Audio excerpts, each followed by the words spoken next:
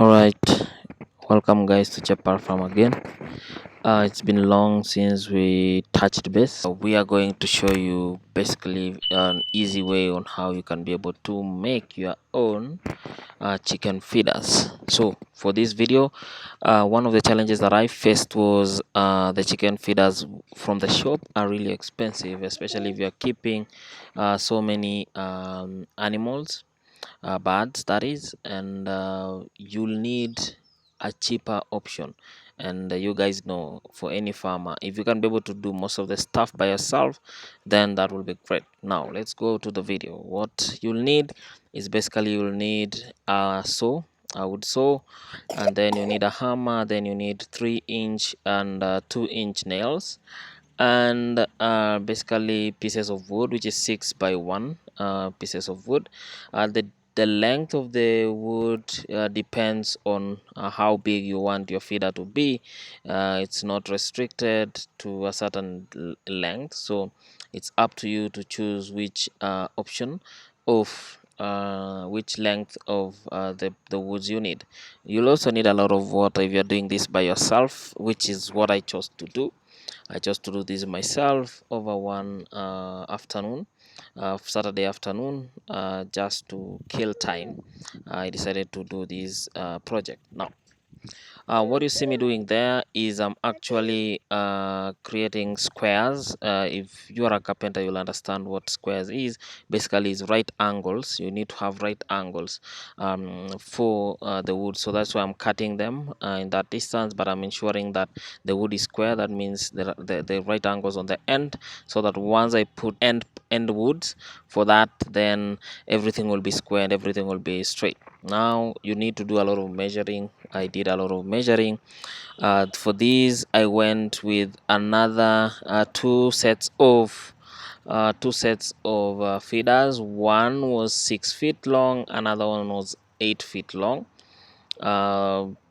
And this one, because I already had others in the chicken house, so I was just adding this, because what I was targeting is to ensure that I only put feed once a day, and then the rest, just to reduce the workload, I just feed them once, and that simplifies things for me.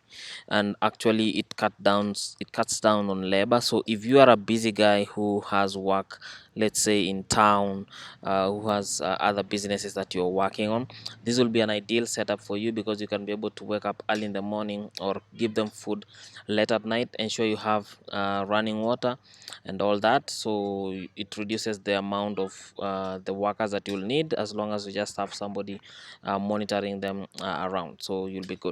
So you can see here, I'm now for each feeder you need 3 sets of timber, three pieces of timber. That is the lower part that will be holding the feed, then the side parts, okay, then you will need the end parts, the small end parts at the end of the timber. There you can see the small end parts here. These end parts will ensure that now you're creating a rectangular feeding trough. So you need to ensure that you have enough wood, and the wood that you'll be using should be a little bit stable, because it will be holding food.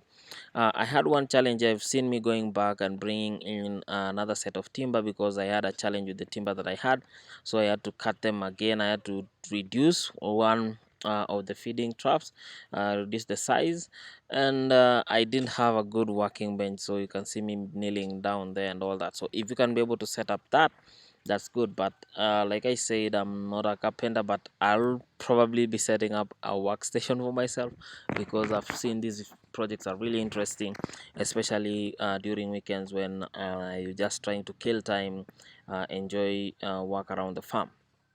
Now you can see I'm actually now nailing the two pieces of wood, creating a 90-degree angle between the two pieces of wood, and that 90-degree, then that is what now will create the one side and one bottom, the one side and one bottom of the wood. So if you have a bended wood, don't worry about that. Wood has what do we call it, like it's what do we call it's not brittle like glass, it's flexible. So basically what you can be able to do is once you nail one of the parts, then you can easily nail and stretch these other parts of timber, so you don't need to worry about that. So I'm putting here now the second side. As you can see now, the feeding trough is coming around. It's coming around well, and now you have a nice depth. The reason I chose 6 by 1 timber is you can go with 8 by 1, but I felt 6 by 1 is good, especially for chickens that have really grown up, that they've started laying or they are almost laying, like a month to laying. That is why that is the best option, because you'll not have spaces where they can be able to get into the feeding troughs, and it gives them enough room to feed well. So as you can see there, one of my working guys was holding the side timbers. This one I got them from my previous laying trough that I had made and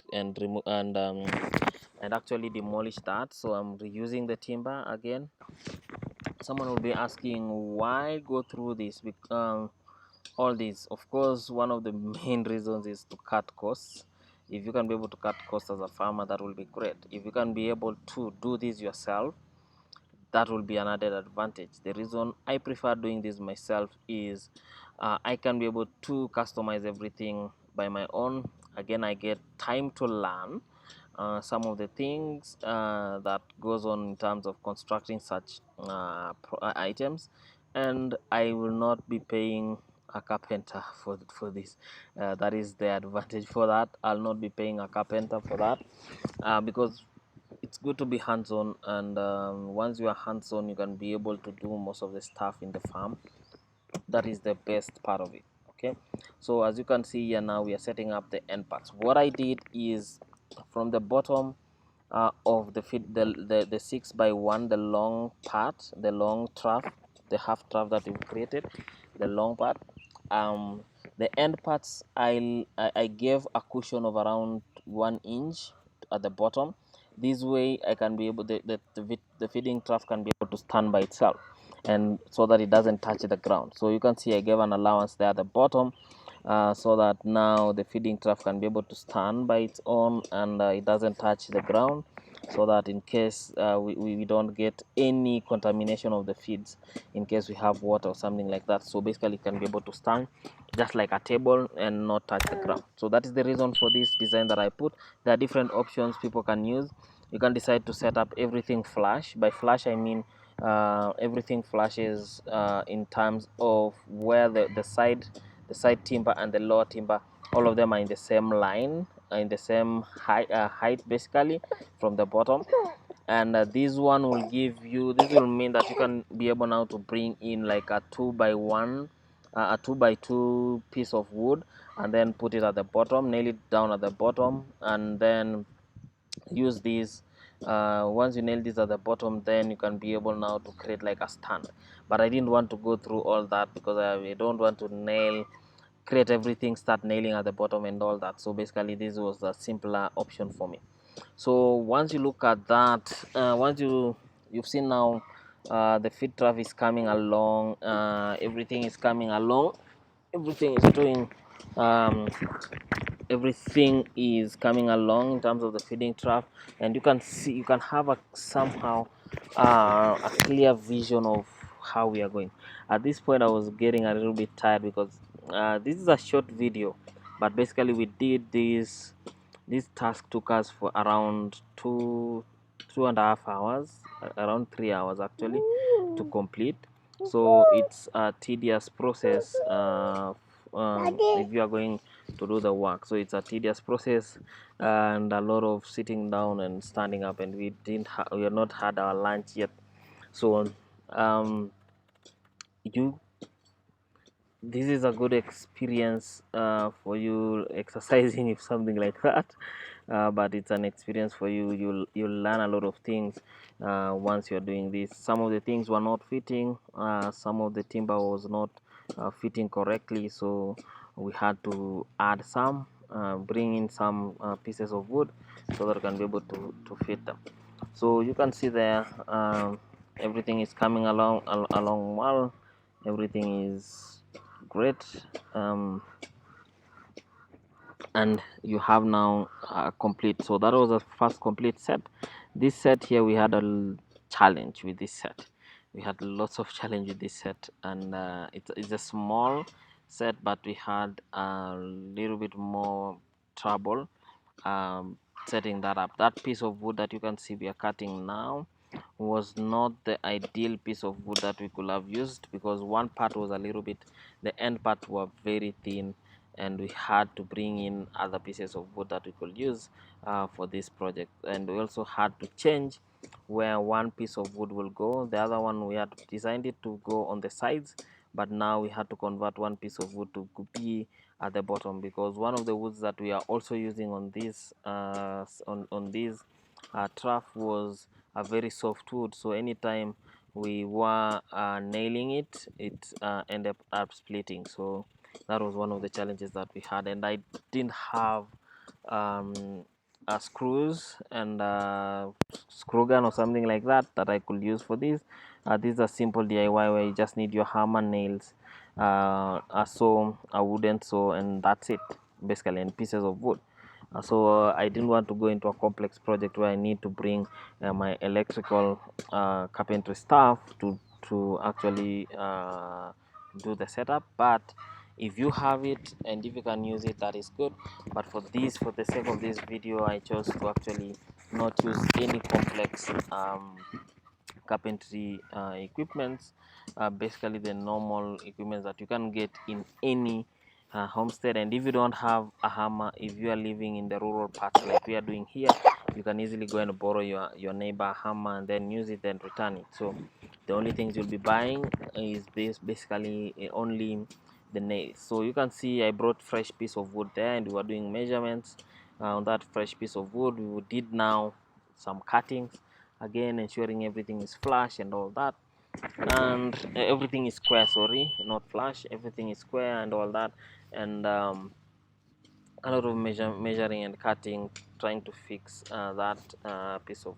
So my advice will be, if you are going to do this project, ensure you have the best pieces of wood available, the best by the best, and ensure that on this it's, if you have said it's 6x1, which you'll be using, the part where you have the wood is 1 inch, then ensure the whole part from the tip to the bottom of that wood, it's 1 inch. If you have one piece that is 6 inch, the other side is 6 inch, ensure that it's 6 inch from the from the top to the bottom, from one end to the other. So as you can see here, this feeding trough is a little bit a different design, a little bit different from the one that we had. As you can see, the edges, the end tips for these are inside for the first trough that we made. The other one, the end tips are inside the trough. So these are two different designs, but still will work. Now we brought in 2x2 pieces of wood. Ensure that these wood are straight, and these 2x2 tips are the tips where the tips where now we'll be creating the top rotating piece of wood. The top rotating piece of wood, this will ensure that the chickens cannot perch on it, on the feed. If they perch on the feed, then that top part rotates. Okay, that top part rotates, and then the chickens falls down, and it will not again try getting on top of it, because it knows it's not a stable patch. So we are measuring that, and you can see I'm inserting a nail on the far end, on the both ends of the patching timber. Then on the end parts of the feed, I inserted nail in a V shape. This is to ensure that that nail that I've inserted on the patching wood can sit in the middle, in the section of that wood, and now it will be able to rotate, because it will not have a lot of friction, so it can easily rotate, and it can easily so the chickens cannot stand on it, and basically, like now, that make the food dirty by pooping by making the droppings on the feeds. So for these setup, I did the same for the smaller trough as well. You can see there's started nails on the far ends of that on the far end of that 2x2 piece of wood. Then I created a V-shaped using two nails on both ends of the feeding trough, creating a V-shaped, so that now I can be able to place my nails on the patching, or on the top part, on the rotating part of the wood. You can see me rotating there, you can see me testing, you can see it's rotating. You see the chickens so cannot stand on it. And then now I'm making sure that I've set up everything correct, so you can see the chickens cannot actually rotate on that. So everything else here was done. And uh, if you feel that this video has been helpful to you, then we'll appreciate you subscribing to our channel and hitting that notification bell for you to get future notifications. Until next time, guys, see you. Bye bye. See you on the next video.